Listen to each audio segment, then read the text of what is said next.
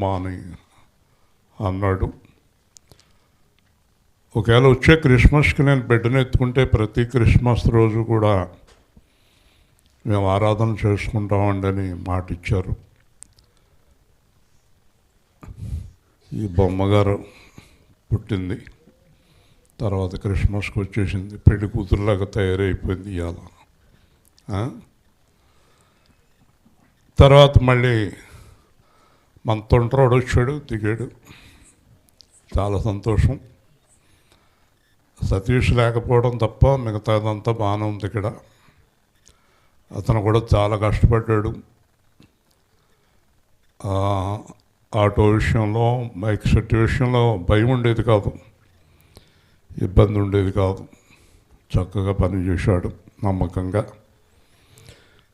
ఎక్కడున్నప్పటికీ అతను హృదయం ఇక్కడే ఉంటుంది, అతని కనులు చూపులన్నీ ఇక్కడే ఉంటాయి. అది నాకు తెలుసు. మరి రాబోయే క్రిస్మస్కి ఉంటాడని నమ్ముతాను. దేవుడు నడిపిస్తాడు. ఎవరు ఎక్కడ ఉన్నప్పటికీ కూడా దేవుని కృప వారికి తోడుగా ఉంటుంది. దేవుడు అందరూ కలిసి ఉండాలని కోరుకుంటాడు.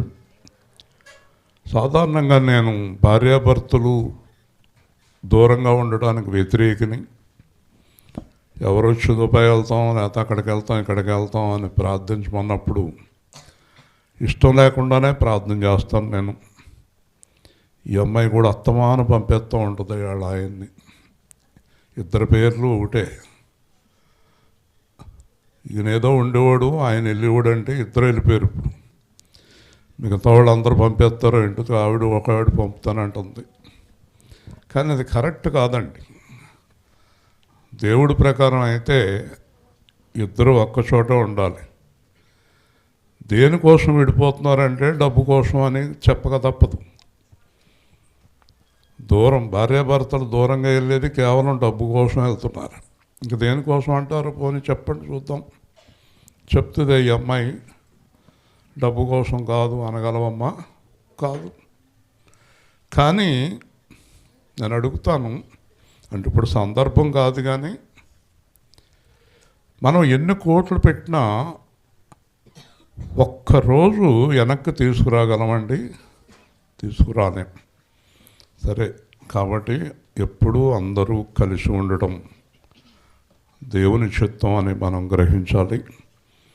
కాకపోతే కొంతమంది కొన్ని నిర్ణయాలు సొంతంగా తీసుకుంటారు. అలా తీసుకోకుండా దేవుడి ప్రకారం నిర్ణయం తీసుకోవాలని కోరుతూ ఉంటాను నేను.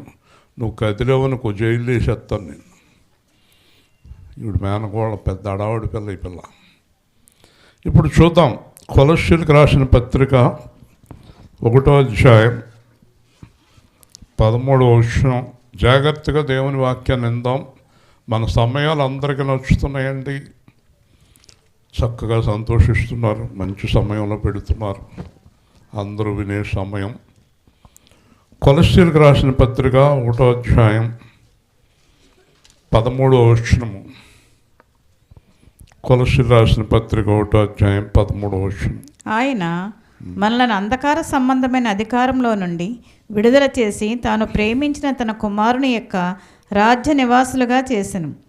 ఆ కుమారుని యందు మనకు విమోచనము అనగా పాప క్షమాపణ కలుగుచున్నది. ఆయన అదృశ్య దేవుని స్వరూపి అయి సర్వసృష్టికి ఆది సంభూతుడై ఉన్నాడు. ఏలైనగా ఆకాశమందున్నవి భూమి మీద ఉన్నవి దృశ్యమైనవి కానీ అదృశ్యమైనవి కానీ, అవి సింహాసములైనను ప్రభుత్వములైనను ప్రధానులైనను అధికారములైనను సర్వమును ఆయన యందు సృజింపబడెను. సర్వమును ఆయన ద్వారాను ఆయనను బట్టి సృజించబడెను. ఆయన అన్నిటికంటే ముందుగా ఉన్నవాడు. ఆయనే సమస్తమునకు ఆధారభూతుడు. చాలండి. నిన్నటి దినాన్న హైదరాబాదులో రేవంత్ రెడ్డి గారు ముఖ్యమంత్రిగా ఉండగా జైపాల్ గారు వాక్యం చెప్పారు.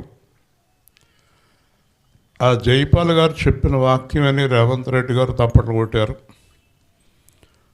జైపాల్ గారు ఏమన్నారంటే, యేసుక్రీస్తు తెలంగాణను రేవంత్ రెడ్డి గారి చేతిలో పెట్టారు అన్నాడు. గట్టిగా దేవుని స్తోత్రం చెల్లిద్దాం.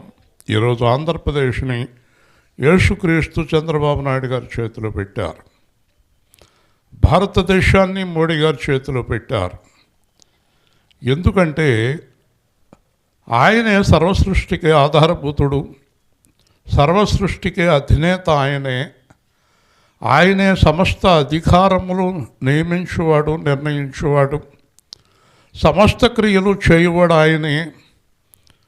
ఆయనే ఆకాశాన్ని మేఘాలతో నింపువాడు, మనుష్యుల యొక్క ఆలోచనలు వారికి తెలియచేయువాడు ఆయనే దేవుడు, ఆయనే సృష్టికర్త, ఆయనే సర్వలోకనాథుడు, ఆయనే యేసుక్రీస్తు ప్రభు. హల్లెలూయా, గట్టిగా చెప్పాలి. యేసుక్రీస్తు అంటే ఎవరో తెలియక చాలామంది పాపం ఒక మత నాయకుడని, ఏదో దేశం నుంచి వచ్చాడని తెలియక అనుకుంటున్నాడు. ఈ రోజున ఇక్కడ మిమ్మల్ని అందరినీ సమకూర్చి మీ ఎదుట మాట్లాడటానికి నన్ను నిలబెట్టింది కూడా ఆయనే. దేవుని స్తోత్రం. ఆయన కృప లేకుండా, ఆయన ఆశీర్వాదం లేకుండా ఒక్క అడుగు మనం వేయలేమండి. ఒక్క అడుగు కూడా వేయలేమండి. ప్రపంచంలో ఎవరు ఏ అడుగు వేయలేరండి.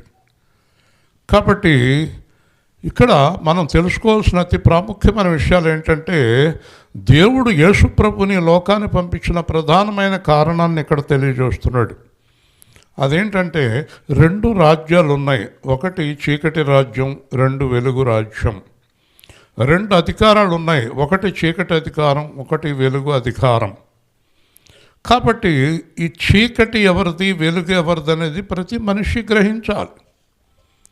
చీకటికి అధికారి ఎవరు అంటే పాపానికి అధికారి ఎవరు, మరణానికి అధికారి ఎవరు, వెలుగుకి అధికారి ఎవరు, జీవానికి అధికారి ఎవరు అనేది మనం తెలుసుకోవాలి. ప్రపంచమంతా తెలుసుకోవాలి. చీకటికి అధికారి అపవాది, మరణానికి అధికారి అపవాది. వెలుగుకి అధికారి యేసుక్రీస్తు, జీవానికి అధికారి యేసుక్రీస్తు. దేవుని స్తోత్రం. హల్లెలూయా. పిల్లలు తిరగనివ్వకో, జాగ్రత్తగా ఉండాలి, చాలా జాగ్రత్తగా ఉండాలి. కాబట్టి ఇక్కడ రాయబడింది ఏంటంటే అంధకారాధికారం. ఇప్పుడు మనుషులను ఈ అంధకార అధికారం అనేటటువంటి అపవాది అనేటటువంటి వాడు చీకట్లోనికి తీసుకువెళ్ళిపోతానికి ప్రయత్నం చేస్తున్నాడు. ఎందుకంటే వాడు చీకట్లో ఉన్నాడు, వాడు పాతాళంలో ఉన్నాడు, వాడు నరకంలో ఉన్నాడు. వాడికి జనములను సమకూర్చుకుంటున్నాడు. నరకానికి, పాతాళానికి, చీకటికి వాడు జనములను సమకూర్చుకుంటున్నాడు. ఉదాహరణకి మనం చూస్తాం, కొంతమంది చెడ్డ వ్యసనాలు కలిగిన వారు ఒక్కరుగా వాళ్ళకి చాలా ఇబ్బందిగా ఉంటుంది. ఒక్కరుగా ఉంటే ఇంకొకరిని జత కలుపుకుంటారు. ఎందుకంటే నలుగురు కలిసి ఈ చెడ్డ పని చేస్తే గొడవ ఉండదు. నలుగురు కలిసి పాపములో ఉందామని ఆలోచన చేస్తారు. కాబట్టి ఒక పాపములో ఉన్న వ్యక్తి ఇంకొక ముగ్గురిని, నలుగురిని పాపములోనికి లాగుతాడు. కాబట్టి ఈ అపవాది ఎవరినైనప్పటికీ కూడా పాపంలోనికి లాగే ప్రయత్నం చేస్తాడు, చీకట్లోనికి లాగే ప్రయత్నం చేస్తాడు, నరకంలోకి లాగే ప్రయత్నం చేస్తాడు. అంచేత ఈ అంధకార సంబంధమైన అధికారం, పాపపు అధికారం మీరు గమనించండి. ఈరోజు ప్రపంచంలో రోజు మనం చూస్తున్న దృశ్యాలు, వాట్సాప్లో, టీవీలో, ఫేస్బుక్లో కానీ, పేపర్లో కానీ వింటున్నటువంటి మాటలు, చూస్తున్న దృశ్యాలు 100కి 99 మంది వాడి అధికారంలోకి వెళ్ళిపోతున్నారు. దేవుని స్తోత్రం. పిల్లలు, పెద్దలు అందరూ కూడా పాపము. ఒకప్పుడు పరిశుద్ధులుగా ఉండేటటువంటి వారందరూ ఇప్పుడు పాపంలో పడిపోతున్నారు. అందరూ కూడా మనం చెప్పుకుంటానికి కూడా ఇబ్బందికరమైన పరిస్థితుల్లో చదువుకునేవారు, ఉద్యోగాలు చేసేవారు ఉన్నారు. హైదరాబాదు, బెంగళూరు, కొన్ని పట్టణాలకు మనం వెళ్ళినప్పుడు చాలా భయం కలుగుతుంది. వాళ్ళ ప్రవర్తనలు చూస్తూ ఉంటే చాలా భయంకరమైన వ్యసనాలకు అలవాటు పడిపోయారు. మొత్తం నాశనకరమైన పరిస్థితిలో ఉంది. వస్త్రాలు కూడా ధరించుకోవటం లేదు సరిగ్గా, పిచ్చి వేషాలు వేస్తున్నారు. భయంకరమైన పరిస్థితుల్లో ఉన్నారు. ప్రేమలు చల్లారిపోయినాయి. ఒకరి మీద ఒకరికి ఎవరికి ప్రేమలు లేవు. ఇదంతా మార్పు రాకడకు సంకేతం. కాబట్టి అంధకారమైన అధికారం బాగా పెరిగిపోతుంది. ఎందుకంటే దేవుడు ఈ లోకానికి మధ్యాకాశానికి వచ్చే ముందు ఎవరిని మిగలకుండా చేయాలనేది అపవాది ఉద్దేశం. గమనించండి, యేసు ప్రభుకి ఒక్కళ్ళను కూడా దొరకనివ్వకూడదు. అర్థమైందా? అంచేత యేసు ప్రభు తన మాటల్లో చాలా బాధపడుతూ మాట్లాడిన మాట ఒకటి ఉంది. తిరిగి నేను ఈ భూమి మీదకి వచ్చినప్పుడు ఒక్కరైనా ఉంటారా? ఎంత బాధ! దేవుని స్తోత్రం. ఒక్కరైనా ఉంటారా అన్నాడు ఆయన. ఎందుచేతంటే ఆకాశం నుంచి చూస్తున్నప్పుడు చాలామంది, మనం యేసుప్రభులో లేని వాళ్ళ విషయం పక్కన పెడితే యేసుప్రభులో ఉన్నవారు కూడా పాపము, తాగుడు, జోదము, వ్యభిచారము, ధనాపేక్ష, అపవాదులు, గొడవలు, తన్నుకోటాలు, గుద్దుకోటాలు, హింసించుకోటాలు, విడిపోటాలు, చూసారా? అందరిలోని కూడా భయంకరంగా వాడు పనిచేస్తున్నాడు. సంఘాల్లో, సేవకుల్లో చాలా చోట్ల వాడు పనిచేస్తున్నాడు. అర్థమవుతుందా మీకు? కొంతమంది విజయవాడ దగ్గర కొంత సేవకులట వీళ్ళు ఈ గొలుసు డబ్బులు వ్యాపారం మొదలుపెట్టారు. సంఘాల దగ్గర డబ్బులు కట్టించుకోవటం. చాలా భయంకరమైన విషయాలు చూస్తూ ఉన్నాం. చాలా అసహ్యమైన విషయాలు చూస్తూ ఉన్నాం. ఇంకొక ఆయన ఫోటో దిగితే 25,000 పెట్టాడు. ఆయనతో ఫోటో దిగితే 25,000 ఏమి పనికిమాలిన పనులు చేస్తున్నారు చూడండి. చాలా అసహ్యమైన పనులు చేస్తున్నారు.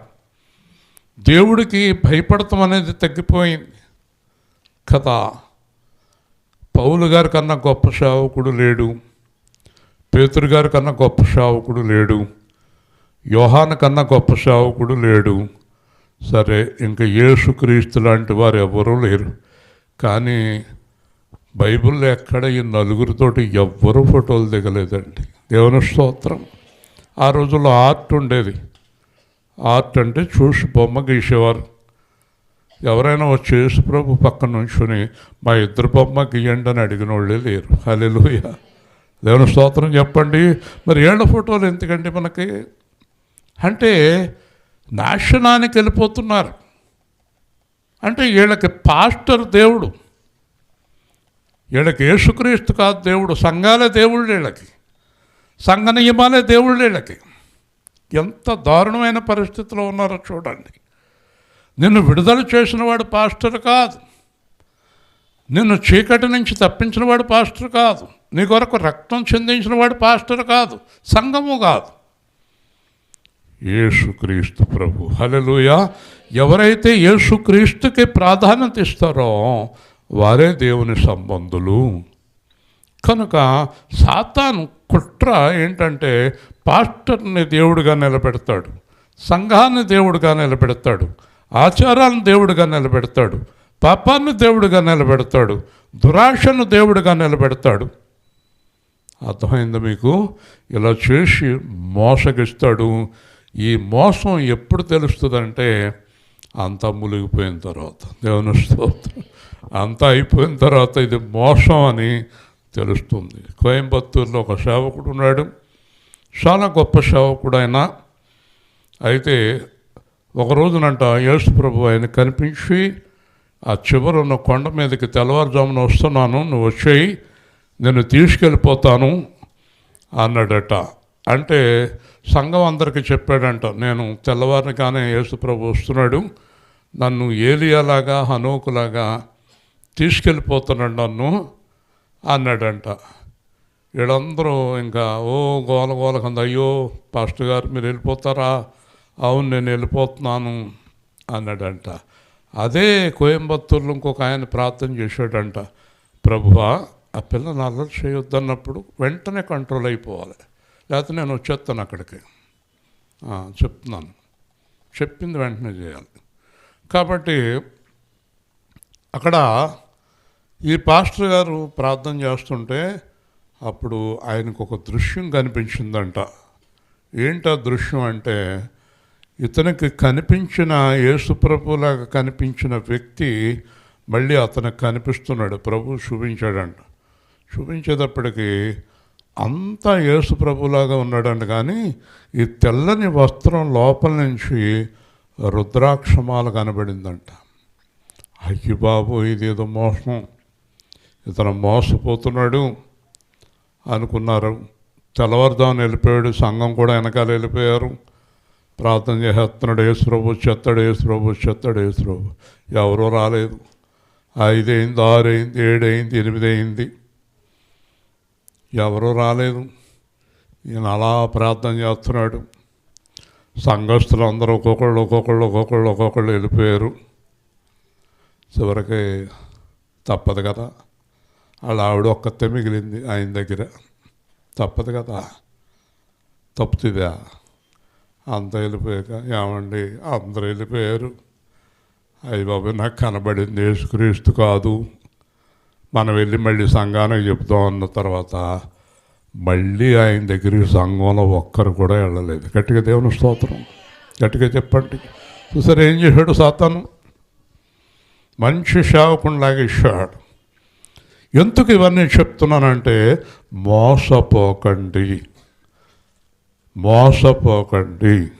పాస్టర్లను కాదు, సంఘాలను కాదు, ఆచారాలను కాదు, మీ హృదయములో యేసుక్రీస్తుని ప్రభువుగా ప్రతిష్ఠించుకోండి. గట్టిగా గట్టిగా చెప్పండి. మన హృదయంలో ఎవరు ఉండాలండి?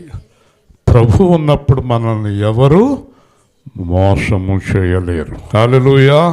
కాబట్టి ఇక్కడ ఏం జరిగిందంటే, అంధకార సంబంధమైన అధికారంలోంచి విడుదల చేసి దేవుడు ఆయన ప్రేమించిన పిల్లలందరినీ, అమ్మ మోసంలో ఉన్నారు, అమ్మ పాపంలో ఉన్నారు, అమ్మ నరకంలోకి వెళ్ళిపోతున్నారు, అమ్మ పాతాళానికి వెళ్ళిపోతారు, అమ్మ నాశనం అయిపోతారు అని చెప్పి సువార్త ప్రకటించి గొప్ప రక్షణ మనకిచ్చి ఆ అంధకార సంబంధమైన అధికారం నుంచి యేసుక్రీస్తు మనలను విడుదల చేశాడు. హల్లెలూయా.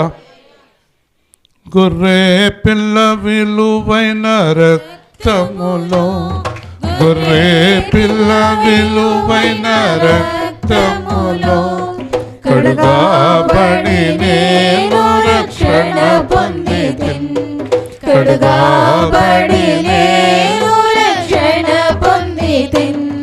నా సంకటములన్నీయు తీరిపోయే, సంహార దూత నన్ను దాటిపోయే. ఫరోకు నేనింకా దాసుడకాను, ఫరోకు నేనింకా దాసుడకాను, పరమాకానాలకు హక్కుదారుడన్, పరమాకానాలకు హక్కుదారుడన్. నా సంకటములన్నీయు తీరిపోయే, సంహారదుత నన్ను దాటిపోయే. ఒకసారి ఆలోచించండి. పాపము నుంచి, మరణము నుంచి, దోషము నుంచి, అన్నిటి నుంచి యేసు మనల్ని విడిపించాడు కదా. దేవుని కొరకు జీవించమన్నాడు కదా. ఎందుకు అలా జీవించట్లేదు క్రైస్తవులు? ఎందుకు దేవుడి కొరకు జీవించట్లేదు? మనుషుల కొరకు, లోకం కొరకు, డబ్బు కొరకు ఎందుకు జీవిస్తున్నారు? దేవుడు బైబిల్ గ్రంథంలో చూసినప్పుడు ఎవరినైనా పేదవాళ్ళుగా, దరిద్రులుగా వదిలేశాడు. ఆయన నమ్ముకున్న వారిని భోజనం పెట్టలేదని ఉందా బైబిల్లో? పౌలుకి భోజనం పెట్టలేదని ఉందా? యోహానికి. ఎవరికైనా భోజనం పెట్టలేదు, ఎవరికైనా వస్త్రం ఇవ్వలేదు. ఎవరిని విడిచిపెట్టాడు ఆయన? మనకు అన్నము వస్త్రము సరిపోదా? చాలా కావాలా? మీకు అందరికీ తెలుసు, ధనమును ప్రేమించిన వారు ఈ లోకంలో ఎవరు ఉన్నా, ముఖ్యంగా యేసు ప్రభువులో ఉండి ధనమును ప్రేమించిన వారు బైబిల్ ప్రకారం తమ్మను తామే కత్తితో పొడుచుకున్నారు. దేవుని స్తోత్రం. వారు జీవోత్సవాల్లాగా అయిపోయారు. బతుకుతున్నారు కానీ చనిపోయిన వారిలాగా అయిపోయారు. వారి ధనాన్ని ప్రేమించడం చేత మృతులైపోయారు, చనిపోయారు. వారు జీవిస్తున్నారు కానీ వారిలో సంతోషము లేదు. అందుకే లోకములో నువ్వు దేన్ని ప్రేమించినా నీ హృదయంలో సంతోషం కలగదు. నువ్వు హాయిగా ఉండలేవు, సంతోషంగా ఉండలేవు. ఏదో దిగులు, ఏదో బాధ నిన్ను ఆవరిస్తూ ఉంటుంది. నువ్వు ఎంత దేవుడు వాక్యం వింటున్నా కూడా మళ్ళీ ఆ బాధలోకి వెళ్ళిపోద్ది నీ మనసు. అయ్యో డబ్బులు, అయ్యో డబ్బులు, చూసారా, అలా వెళ్ళిపోతూ ఉంటుంది హృదయం. ఈరోజు ఒక ఆశ్చర్యకరమైన విషయం ఏంటంటే, ప్రతి సంవత్సరం మనం 250 మందికి వండుతున్నాం, 300 మంది వస్తున్నారు. ఈరోజు నాకు తెలిసి స్వాతి గారు 450 మంది ఉంటారా? ఈరోజు 450 మంది చూశారు. స్వాతి గారు నా మీద చాలా కోప్పడిపోయి, ఏమండి ఎలాగండి ఇది, మీరు జనం 1వ తారీఖు మాత్రం మాకు ముందే చెప్పాలి, లేకపోతే ఇన్నిసార్లు మేము వండలేము అంటున్నారు. వాళ్ళు వండకుండా వెళ్ళిపోతే ఏం చేయాలో అర్థం అవుతుంది మనకి. కాబట్టి నేను చాలా హృదయంలో సంతోషించింది ఏంటంటే, దేవుని మందిరానికి వచ్చి భోజనం చేస్తున్నారంటే అది 5,000 మందికి దేవుడు భోజనం పెట్టిన సంఘటన. దేవుని స్తోత్రం. రానివ్వండి, భోజనం చేయనివ్వండి, మనకేం లోటు ఉంది? మనకు దేవుడు అన్నీ ఇచ్చాడు. ఈరోజు నిజంగా సత్యవతి గారి అదృష్టం ఏంటంటే ఎక్కువ మంది భోజనం చేయటం అన్నమాట. దేవుని స్తోత్రం చెప్తాం. మీ అదృష్టం ఏంటంటే అంతమందికి సేవ చేయటం కదా. మీరు ఒక్కటి ఆలోచించండి, మధ్యాహ్నం అందరూ భోజనం చేసి వెళ్ళారు కదా, మళ్ళీ రేపు రమ్మంటే వాళ్ళు వస్తారా, మీరు వండుతారా? కదండి. ఇక మళ్ళీ మీకు అవకాశము దొరకదు. మనకు అవకాశం దొరికినప్పుడల్లా ఎవరికన్నా పెడదాం సంతోషంగా. హల్లెలూయా. దేవుడిచ్చినటువంటి అవకాశం. వింటున్నారా? కాబట్టి వారు సంతోషాన్ని కోల్పోయారు. లోకాన్ని ప్రేమించి, డబ్బును ప్రేమించి, మనుషులను ప్రేమించి సంతోషాన్ని కోల్పోయారు. దేవుణ్ణి ప్రేమించిన వారందరూ సంతోషంలో చాలా అభివృద్ధి చెందారు, చాలా సంతోషంగా ఉన్నారు. మీకు బైబిల్లో మాట గుర్తుందా? ప్రజలందరికీ కలుపబోవు మహాసంతోష శుభవర్తమానం. హల్లెలూయా. యేసుక్రీస్తు పుట్టడం ఎంత సంతోషం, యేసుక్రీస్తులో జీవించడం ఎంత సంతోషం, మీకు అర్థం అవటం లేదు. ప్రభువులో ఉండేవారు చాలా ఆనందంగా ఉండగలుగుతారు. ఎందుకంటే ప్రభువుని ప్రేమించేవారు చాలా సంతోషంగా ఉండగలుగుతారు.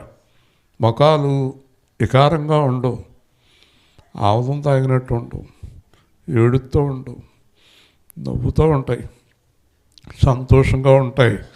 ఎవరి ముఖంలో అయినా సంతోషం లేదనుకోండి, వారు యేసు ప్రభువులో లేరు అని అర్థం. అంటే అనారోగ్యాల విషయం కాదు నేను చెప్పేది, ఏదైనా ఇబ్బంది వస్తం గురించి కూడా కాదు.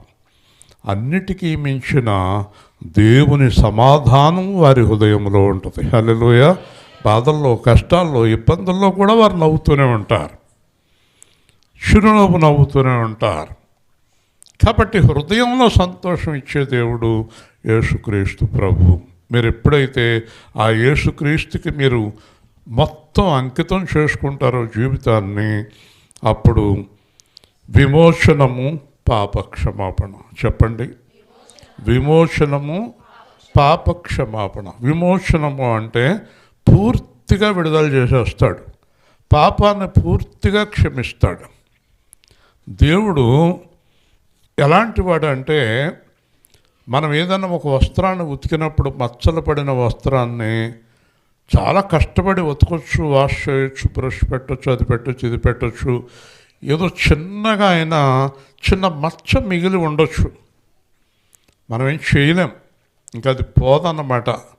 కానీ మీకు అందరికీ ఒక మహా సంతోష శుభవర్తమానం ఏంటంటే, ఆయన రక్తం ప్రతి చిన్న మచ్చను కూడా కడిగేస్తుంది గట్టిగా. హల్లెలూయా. అసలు మచ్చలేని వారుగా చేస్తాడు. మనం తెల్లని వస్త్రములు ధరించుకొని ఆయన కూడా సంచరించుచుండిరి, ఏది మిగలనివ్వడండి రక్తంతో కడిగి వేస్తాడు దేవుడు. కాబట్టి మళ్ళా మనం బుర్ర చేసుకోవద్దు, మళ్ళా మనం మచ్చలు అంటించుకోవద్దు. దేవుడు మనలను కడిగాడు. ఇంతకీ ఈయన ఎవరట? చాలా స్పష్టంగా రాయబడింది. ఈయన ఎవరో తెలుసుకుని మనం తొందరగా ముగించుకుందాం. ఆయన అదృశ్య దేవుని స్వరూపి. హల్లెలూయా, హల్లెలూయా. దేవుడండి ఎవ్వరికి కనిపించడండి, మర్చిపోకండి. ఎవరైనా నేను దేవుణ్ణి చూశాను అన్నారంటే అది పెద్ద అబద్ధం అని మీరు తెలుసుకోండి. దేవుడు ఎవ్వరికి కనిపించడు. బైబిల్ ప్రకారం దేవుడు కనిపించితే వెంటనే చనిపోతారు. దేవుని స్తోత్రం. The most powerful God. ఎందుకో తెలుసా? ఒక్కసారి ఆలోచించండి. ఇంత భూమిని, అంత ఆకాశాన్ని ఒక్క మాటతో చేసిన వాడు కనిపిస్తే ఎవరు నిలబడతారు? హల్లెలూయా. కాబట్టి దేవుడు, మహాదేవుడు ఎవ్వరికి కనిపించటండి. అంచేత యేసు ప్రభు ఏం చెప్పాడు? రహస్యమందు చూచుచున్న మీ దేవునికి రహస్యమందు ప్రార్థన చేయండి అన్నాడు. హల్లెలూయా. దేవుడు ఎవ్వరికి కనబడలేదు, కనబడడు, కనబడబోడు. ఎప్పుడు మర్చిపోకండి ఈ మాట. పౌలు అంటాడు, ఆయనను ఎవ్వరు చూడలేరు. కారణం ఏంటంటే ఆయన తేజస్సుకు ఎవరు తట్టుకోలేరట. హల్లెలూయా. కాబట్టి ఈ అదృశ్య దేవుడు అందరికీ కనబడటం కోసం మర్చిపోకండి, ప్రభావాన్ని, మహిమను, అధికారాన్ని, సింహాసనాన్ని విడిచిపెట్టి మానవ రూపంలో వచ్చిన యేసుక్రీస్తే ఆ దేవాది దేవుడు. గట్టిగా హల్లెలూయా చెప్పండి. ఆయనే నమ్మ దేవుడు, ఆయనే దేవుడు. ఎందుకంటే మహాదైవజనుడైన సుందర్ సింగ్ గారు ఆయన సిక్కు కుటుంబంలో పుట్టి ఒకరోజు ఆయనకి చాలా వేదన కలిగింది. నాకు దేవుడు ఎవరో తెలియాలి, దేవుడు ఎవరో. రోజు ఏడుస్తున్నాడు ఆయన. చివరికి ఒకరోజు రాత్రి ఈ సృష్టికర్త ఎవరో నాకు తెలిసి కనబడకపోతే తెల్లవారేటప్పటికి నేను చనిపోతాను నిర్ణయం తీసుకున్నాడు ఆయన. నేను చనిపోతాను అని నిర్ణయం తీసుకున్నారు. మొన్ననే సుందర్ సింగ్ గారు దర్శనం పొందిన గృహాన్ని కూడా మనకి వీడియోలో చూపించారు. ఆయన ఏ గృహంలో, ఏ స్థలంలో ప్రార్థించి ఏ కిటికీ గుండా దర్శనం వచ్చిందో దాన్ని నేరుగా చూపించారు. హల్లెలూయా. ఆయన కిటికీ దగ్గర కూర్చొని దేవుడు ఎవరు, ఎవరా దేవుడు, ఎవరా దేవుడు, ఇంతమంది లేరు, ఇదంతా అబద్ధం, ఒక్కడే ఉన్నాడు, ఎవరాయన, ఎవరాయన, ఎవరాయన, లేకపోతే చనిపోతాను. బాగా తృష్ణ పెరిగిపోయింది. తెల్లవారి 3 గంటలకు నిద్రపట్టి ఇలాగ అంటున్నాడు. ఆ కిటికీలోంచి గొప్ప వెలుగు ఆయన మీద పడింది. సూర్యుని తేజస్సులాగా 3 గంటలకి గొప్ప తేజస్సు ఆయన మీద పడింది. తర్వాత చాలా కొట్టుకుంటున్నాడు, ఇలాగ తేజస్సులో తట్టుకోలేకపోతున్నాడు. అంతకంతగా వెలుగు ఇంకా ఎక్కువైపోయింది. ఆ కళ్ళు చూడలేనంత పరిస్థితులు. అలా చూసేటప్పటికీ దాంట్లో శిలువ మోసుకుంటూ యేసుక్రీస్తు వస్తున్నారు. హల్లెలూయా. ఆ దర్శనాన్ని చూశాడు, కంగారు పడిపోయాడు, భయపడిపోయాడు. ఇదేంటి, నేను దేవుణ్ణి అడిగాను, నువ్వు వస్తున్నావేంటి? ఎందుకంటే అంతకుముందు బైబిల్లో చింపిస్తాడు ఆయన. నువ్వు వస్తున్నావేంటంటే నాయనా సుందర్ సింగ్ పేరు పెట్టి పిలుస్తున్నాడు. ప్రభువా, వెంటనే ప్రభువా అనేసాడు. నువ్వు ఎవరిని అడిగావు? ఈ సృష్టిని చేసిన దేవుణ్ణి అడిగావు కదా. నువ్వు ఇంత ఆక్రోషిస్తూ, ఇంత ఏడుస్తూ చూడాలనుకున్నప్పుడు సృష్టిని చేసిన వాడు కాక మరి ఎవడు నీకు కనబడగలడు? హల్లెలూయా. నేనే ఆ సృష్టికర్తను అన్నాడు. గట్టిగా దేవుని స్తోత్రం, గట్టిగా చెప్పండి. ఇప్పుడు నీవు నేను నమ్మిన యేసుక్రీస్తు ఎవరో తెలుసా? దేవుని అదృశ్య స్వరూపి.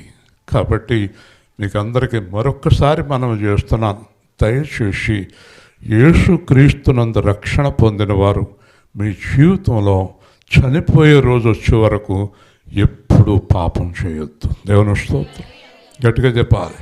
అది చాలా పొరపాటు సుమా. దాన్ని మించిన అపరాధం ఇంకోటి లేదండి. చాలా జాగ్రత్తగా ఉండాలి. మీరు దేవుణ్ణి మోసం చేయొద్దు. మీరు అనుకుంటున్నారు మనుషుల్ని మోసం చేస్తున్నాము అనుకుంటున్నారు. మర్చిపోకండి, ఏ మనిషిని నువ్వు మోసం చేసినా సాక్షాత్తు దేవుణ్ణి మోసం చేసినట్టే. హల్లెలూయా. మోసం చేయకండి ఎవరిని కూడా. కీడు విడిచి మేలు వెదకుడి. హల్లెలూయా. మనం ఏం చేయాలి? అందరికీ చేతనైతే చెప్పండి సహాయం చేద్దాం, చేతనైతే మేలు చేద్దాం. కానీ మాటతో కానీ, చూపులతో కానీ, చేతులతో కానీ మన వల్ల ఎవ్వరూ బాధపడకూడదు. గట్టిగా దేవుని స్తోత్రం చెప్పండి. అలా ఉంటేనే దేవుడు మనలను ఆ లోకానికి తీసుకెళ్తాడు. ఈరోజు రాత్రి మీరు ఇంటికి వెళ్ళే ముందు ప్రార్థన చేయండి. అయ్యా, నా వల్ల ఎవ్వరికి హాని కలగకూడదు, నా వల్ల ఎవరికి బాధ కలగకూడదు, నా వల్ల ఎవరికి దుఃఖం కలగకూడదు, నా వల్ల ఎవరికి మోసం జరగకూడదు అని ప్రార్థించండి. అలాగే జీవించండి. ఒకవేళ ఈరోజు వరకు మీ వల్ల ఎవరైనా నష్టపోతున్నారేమో, ఈరోజు నుంచి వాళ్ళకి హాని చేయటం మానేయండి. దేవుని స్తోత్రం. ఎప్పుడు కూడా మీ వల్ల ఎవ్వరూ పడవకూడదు, బాధపడకూడదు. గుర్తుపెట్టుకోండి. కాబట్టి ఆకాశము భూమి అందున్నవి, దృశ్యమైనవి అదృశ్యమైనవి, సింహాసనములు, చూసారా, సింహాసనములు, ప్రభుత్వములు, చూసారండి, ప్రభుత్వములు, ప్రధానులు, చూడండి, ప్రభుత్వములు, ప్రధానములు, అధికారములు సర్వము ఆయన వలనే కలిగాను. హల్లెలూయా. ఈరోజు మనకి ముఖ్యమంత్రిగా ఎవరున్నా, ప్రధానమంత్రిగా ఎవరున్నా, గ్రామంలో అధికారిగా ఎవరున్నా, పొద్దున్నే మనకి గ్రామాధికారులు వచ్చారు. ఎవరు అధికారంలో ఉన్నా వారికి నమస్కరించాలి, వారిని గౌరవించాలి. మనం వారికి మన ద్వారా యేసు ప్రభువుని చూపించాలి. హల్లెలూయా. ఈరోజు మా బావగారు రాయుడు గారు నాకు ఒక మెసేజ్ చేశాడు పొద్దున్నే. యేసుక్రీస్తు ఎంత గొప్పవాడో అని ఒక మెసేజ్ ఎక్కడి నుంచో తీసుకుని దాన్ని నాకు పంపించాడు. అసలు ఆయన్ని ఎందుకు ఆరాధించాలి అనే మెసేజ్ పంపించాడు. మామూలుగా హ్యాపీ క్రిస్మస్ అని పంపేవాడు, కానీ ఈరోజు అసలు యేసుక్రీస్తుని ఎందుకు ఘనపరచాలి, ఆయన్ని ఎందుకు ఆరాధించాలి అనే మెసేజ్ ఎక్కడ తీశాడో మా బావ తీసి నాకు పెట్టాడు. తర్వాత హ్యాపీ క్రిస్మస్ అని పెట్టాడు. మళ్ళీ నేను ఆయనకి చాలా సంతోషం, అలాగే మీ గురించి విడవకుండా మేము ప్రార్థన చేస్తున్నాం, మిమ్మల్ని ఎప్పుడు మేము ప్రార్థనలో మర్చిపోలేదు, మేమందరం మీ గురించి ప్రార్థన చేస్తున్నాం అన్న వెంటనే మళ్ళీ నాకు ఒక పెద్ద పూల గుత్తి పంపించాడు. చాలా సంతోషం బావగారు. హల్లెలూయా. కాబట్టి దేవుడు ఎప్పుడు ఎవరిని ఎలాగ ఎన్నుకుంటాడు. ఇప్పుడు బావగారు కొన్ని వందల కోట్లకు అధిపతి, ఆయన చాలా ఐశ్వర్యవంతుడు. అయితే ఒక మాట చెప్పనివ్వండి, దేవుని కృప లేకుండా వారు ఐశ్వర్యవంతులు కూడా కాలేరండి. దేవుని స్తోత్రం. అర్థమైందా మీకు? ఏదైనా దేవుడే ఇవ్వాలండి. ఒకవేళ బైబిల్లో ఉంది, ఐశ్వర్యము పొంద ప్రయాసపడకము, అట్టి ఆలోచన ఉన్నా విడిచిపెట్టుము అన్నాడు. అంటే ఒకవేళ మనం ధనవంతులు అవ్వాలన్నా అవ్వలేమండి, ఉన్నాయి కూడా పోతాయండి. దేవుని స్తోత్రం. మనం ధనవంతులు అవ్వాలన్నా కూడా ఎవరు నిర్ణయించాలి? చెప్పాలి. అర్థమైంది మీకు? రాజులను దరిద్రులు చేయన్, దరిద్రులను రాజులుగా చేయన్, దేవునికి సమస్తము సాధ్యమే, దేవునికి అసాధ్యమైనది ఏదియో లేదు. స్తోత్రం. ఎవరు ధనవంతులు అవ్వాలన్న, టాటా గారు ఉన్నారు కదా, ప్రపంచంలోనే ఐశ్వర్యవంతుడు. ఆయన దాంట్లో 75% దానం చేసేసాడు ఆయన. ఎవరైనా ధనవంతులు అవ్వాలన్నా, గొప్పవారు అవ్వాలన్నా దేవుని అధికారం లేకుండా అవ్వలేరండి. మర్చిపోకండి. అధికారంలో రాష్ట్రపతి గారైనా, ప్రధానమంత్రులైనా, నిన్నటి దినాన ఆంధ్రప్రదేశ్ గవర్నర్ కూడా చాలా చక్కగా యేసు ప్రభు గురించి మాట్లాడారు ఆయన. కాబట్టి నాకు తెలిసినంతవరకు యేసు ప్రభుని నిందించేవారు ఉంటారు, తిడతారు కొంతమంది. వాళ్ళు ఎవరో తెలుసండి? ఏమాత్రము జ్ఞానం లేని వారు. దేవుని స్తోత్రం, హల్లెలూయా. కానీ జ్ఞానవంతులు గనక మౌనంగా ఉంటారు, దేవుణ్ణి ఘనపరుస్తారు.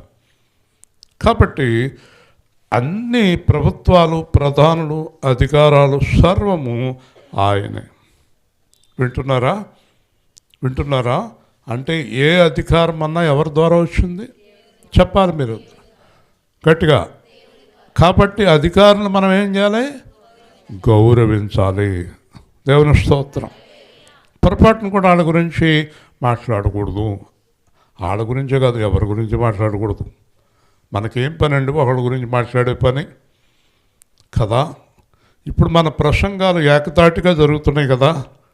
ఆ ప్రసంగాల్లో మొన్న జీవరత్నం ఆ భగవాన్ ఆశ్రమం కాడ నా ప్రసంగం జరిగింది 13వ తారీఖున.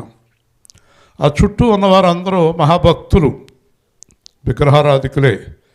కానీ ఆవిడ ఆ కోడలతోటి, ఇక్కడ ఉంది అనంత్ గారు కోడలతోటి, ఆ చుట్టుపక్కల ఉన్నవారు అందరూ అన్నారంట, సమయాన్ని చాలా బాగా పాటించారు, అంతేకాదు చక్కగా మాట్లాడారు, ఎవరినే విమర్శించలేదు, ప్రభు గురించి కరెక్ట్గా చెప్పారు. దేవుని స్తోత్రం చెల్లిద్దాం. హల్లెలూయా. కాబట్టి మనం ఎప్పుడూ కూడా ఒకరిని విమర్శించి మనం పొందుకునేది ఏమీ లేదు. మన ప్రభు గురించి చెప్పడానికే మనం ఈ మీటింగ్ పెట్టుకున్నాం, ఎవరినో తిడటానికి పెట్టుకోలేదు ఇది. కాబట్టి ఆ ప్రభువే అన్ని అధికారములు. చాలా ముఖ్యమైన మాట చెప్పి ముగిస్తాను. ఆయన ద్వారా సృజింపబడెను, ఆయన అన్నిటికంటే ముందుగా ఉన్నవాడు. మర్చిపోకండి. అగాధ జలములపైన అల్లాడిన ఆత్మ ఆదిలో మొట్టమొదట సృష్టి చేసినప్పుడు, మర్చిపోకండి, దేవుడు ఆత్మ అన్నాడు యేసు ప్రభు. దేవుడు ఆత్మ కనుక ఆయన ఆరాధించేవారు ఆత్మతోటి, సత్యముతోటి ఆరాధించాలి. ఆ దేవుడు సృష్టి కార్యక్రమం ప్రారంభించడానికి ముందు, అంటే ఈ సృష్టి అంతా ఆకాశము కలుగునుగాక, వెలుగు కలుగునుగాక అన్నీ అనేదానికి అన్నిటికంటే ముందు ఆయన దేవుడు మొట్టమొదట యేసుక్రీస్తుని సృష్టించాడట. హల్లెలూయా. హల్లెలూయా చెప్పండి. అందుకే ఒకసారి అన్నాడు, అబ్రహాము కంటే ముందే నేను ఉన్నాను. కాబట్టి ఆది సంభూతుడు, అల్ఫా ఒమేగా అన్నీ ఆయనే. కాబట్టి సృష్టిలో మొదటివాడు యేసుక్రీస్తు ప్రభువు. గట్టిగా దేవుని స్తోత్రం. హల్లెలూయా. అర్థమైంది మీకు? సృష్టికి ఆది సంభూతుడు, సృష్టికి ఆది సంభూతుడు, అంతేకాదు ఆధారభూతుడు. ఆధారభూతుడు అంటే అర్థం తెలుసా? ఒక్కసారి గనక ఆయన ఇలా అన్నాడంటే సృష్టి అంతా ఒక్క నిమిషంలో నాశనం అయిపోతుంది. ఎందుకంటే ఈ మండలాలు, భూమండలాలు, సూర్య చంద్ర మండలాలు అన్నీ కూడా చాలా వేగంగా శూన్యంలో తిరుగుతూ ఉంటాయి. ఇప్పుడు మనం ఉన్న భూమి స్థిరమైంది కాదు, గుండ్రంగా తిరుగుతూ ఉంటుంది, మనకు తెలియదు అంతే. ఇవన్నీ గోళాలు, ఇవన్నీ కూడా చాలా వేగంగా తిరుగుతూ ఉంటాయి. ఒక గోళానికి మధ్యలో దేవుడు ఖాళీ పెట్టాడు. అర్థమైంది? ఒక సైంటిస్ట్ చెప్తాడు, ఈ గోళాలన్నీ చాలా వేగంగా తిరుగుతూ ఉంటాయి, చాలా వేగంగా. పైనుంచి ఆయన చూస్తూ ఉంటాడు.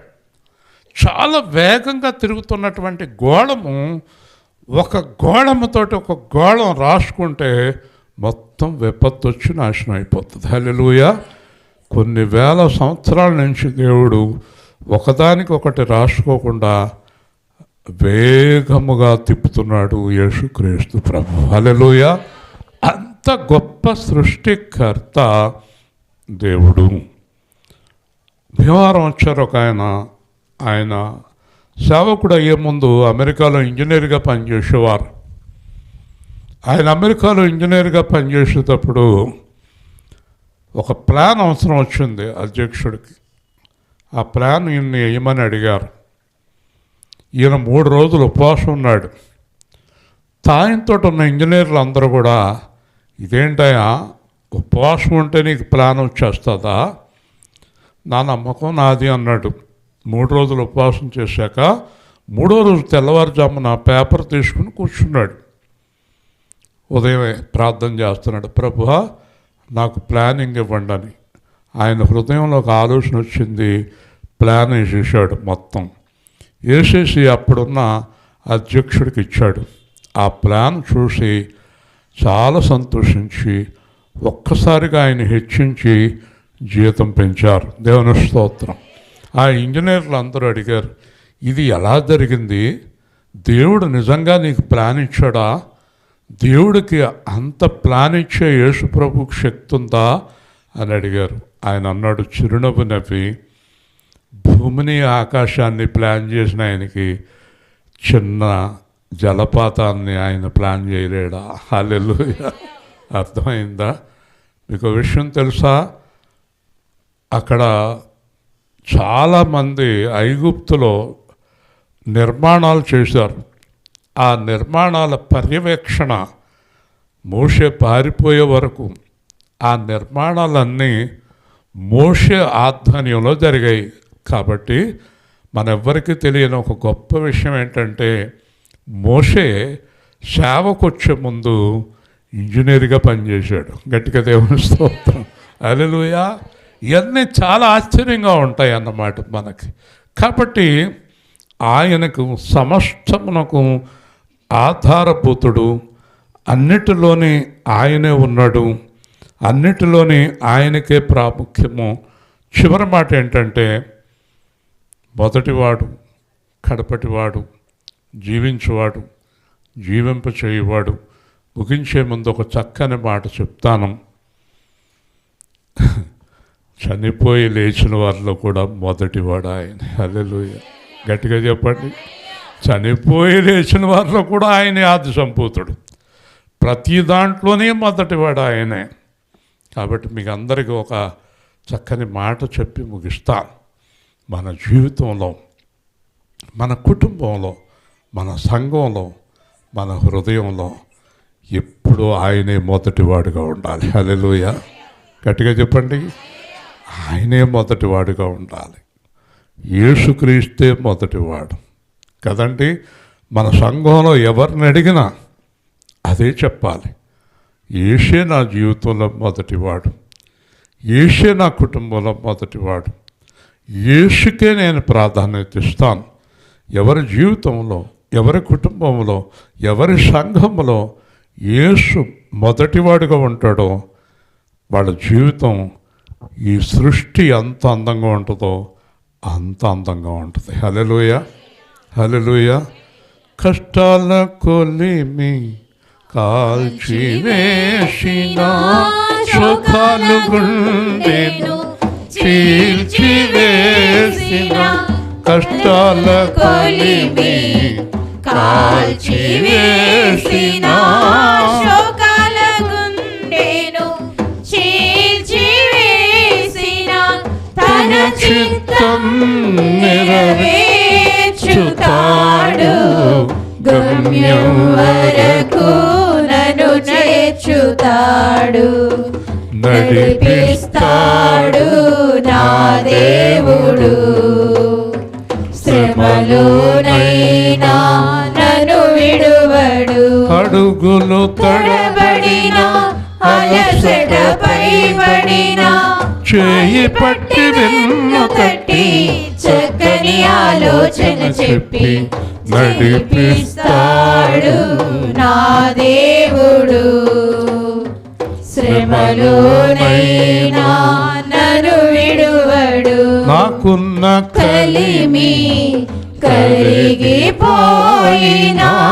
నా యొక్క బలిమి తరిగిపోయినా తన చిత్తం నెరవేర్చుతాడు గమ్యం వరకు నన్ను చేర్చుతాడు నడిపిస్తాడు నా దేవుడు శ్రమలోనైనా నన్ను విడువడు. ఇంత గొప్పగా మనం యేసు గురించి తెలుసుకున్నాక చిన్న చిన్న పనులు చేయొచ్చండి, అపఖ్యాతి వచ్చే పనులు చేయొచ్చండి. ఇంత గొప్ప దేవుడిని తెలుసుకున్నాక ఆ చెడ్డ పనులు ఎలా చేస్తున్నారండి? నాకైతే అర్థం అవ్వదు. నిజంగా యేసుని గ్రహిస్తే ఎప్పుడూ అలాంటి పనులు చేయరు. ఒకవేళ ఇంతవరకు చేస్తుంటే ఈ క్రిస్మస్ మహాదినము సందర్భంగా మహా సంతోష పండుగ దినం. మరి ఈ అమ్మాయి ఎప్పుడు 25 అన్నాను ఒకసారి, అమ్మాయి 25 పగలు మనకు అడావుడిగా ఉంటుంది, సాయంత్రం మళ్ళీ ఇబ్బంది అవుతుంది కదా, 26 పెట్టుకుందామా? కుదరదండి. ఎందుకంటే ఈ అమ్మాయి దగ్గర ఉన్నది నేను చూసింది ఏంటంటే, తాను ఏమనుకుంటుందో అదే. ఎవరేం చెప్పినా ఈయన పిల్ల కాదండి ఈ పిల్ల. ఒకవేళ దేవుడు చెప్తుంటుందేమో నాకు తెలియదు, కానీ దేవుని స్తోత్రం. కాబట్టి కుదరదండి 25. ఒకవేళ మనం 27, 28, 29, 1వ తారీఖు, 15, 15 అన్నీ ఒక అరగంట మాట్లాడాక లాస్ట్లో 25 అంటుంది. కాబట్టి ఏమైనప్పటికీ కూడా మరి ఇంకో మాట కూడా చెప్పక తప్పదు. సంఘంలో ప్రయాసపడుతూ కష్టపడుతూ ఈ పిల్లలు ఒక బ్యాచ్ ఉన్నారు, వీళ్ళు చాలా కష్టపడతారు. సతీష్ కూడా చాలా కష్టపడ్డాడు, దాంట్లో సందేహం ఏమీ లేదు. కాబట్టి ఇలాంటి పిల్లలు దొరకటం కూడా దేవుని ఏర్పాటని నేను నమ్ముతాను. నమ్మకమైన వారు, కష్టపడుతున్నవారు, దేవుడికి ఇష్టలైన వారు, దేవుడి పనిని ఇష్టంగా చేస్తున్నవారు. కాబట్టి నేను ఈ కుటుంబాన్ని ఆశీర్వదిస్తున్నాను. మీరందరూ నాతో ఏకీభవించి ఆ పిల్లల్ని, ఆ కుటుంబాన్ని దీవించండి. ప్రేమగల తండ్రి, జీవాధిపతి అయిన ప్రభువా, ఈరోజు ఇక్కడ జరిగిన క్రిస్మస్ వార్తను మీరు దీవించి వర్షాన్ని ఆఫ్ చేసినందుకు కూడా స్తోత్రాలు. అలాగే సతీష్ను, హేమని, పిల్లలిద్దరినీ చక్కని అద్భుతమైన జీవితంలోనికి నడిపించి వారిని దీవించి నీ చిత్తమైతే మరి అబ్బాయి త్వరగా వచ్చి మరలా సంతోషంగా ఉండే కృప కూడా దయచేయమని. పిల్లలు ఎదుగుతూ ఉన్నారు, పిల్లలకు కావలసిన సమయానుకూలమైన కార్యములు కూడా జరిగించమని, పిల్లలు మరి జాగ్రత్తగా పరిశుద్ధంగా ఉండడానికి సహాయం చేయమని, అలాగే సతీష్ తల్లిదండ్రులను, మరి తమ్ముడిని, ఆయన భార్యని, ఆయన పిల్లల్ని కూడా దీవించమని, అలాగే హేమ తల్లిదండ్రులను, వారి బంధువులను కూడా దీవించమని, అలాగే సంఘానికి సహకరిస్తున్న పిల్లలందరినీ దీవించమని, ముఖ్యంగా నా ప్రభువా, నిజంగా మీ రుణం తీర్చుకోలేము నాయన. ఎంత గొప్ప దేవుడు అంటే, మా కూడా ఉండి అల్పులము పాపులమైన మమ్మల్ని విడవకుండా అనేక సంవత్సరాలుగా సువార్త ప్రకటింపజేస్తూ చుట్టూ అందరూ చెప్పడమే సేవకులు, విశ్వాసులు, అయ్యా మీ దగ్గర వర్షం ఉందా, మీ దగ్గర వర్షం ఉందా అని అడుగుతున్నారు. నేను ఎంతో గర్వంగా చెప్పుకుంటున్నాను, మాకు దేవుడు సహాయం చేసి వర్షం లేకుండా నడిపిస్తున్నాడు, మేము ఆయన రుణం తీర్చుకోలేం అని నేను వారికి చెప్తూ ఉన్నప్పుడు వారు ఆశ్చర్యపోతున్నారు. కాబట్టి ప్రభువా, అల్పులమైన మా మీద మీ గొప్ప ప్రేమ, కృప, అనురాగం మా మీద ఉన్నందుకు స్తుతులు అర్పిస్తూ మమ్మల్ని క్షమించి మేమందరము కూడా ఇంకా నీకు దగ్గరగా పరిశుద్ధులుగా జీవించే భాగ్యం దయచేయమని, మిగిలిన ఉన్న కార్యక్రమాన్ని దీవించమని యేసుక్రీస్తు నామములో ప్రార్థిస్తున్నాము తండ్రి. ఆమేన్. చాలా అద్భుతం అండి. వర్షం రాత్రి ప్రాంతం వారి ఇంటి దగ్గర మా పరిశుద్ధ ఇంటి దగ్గర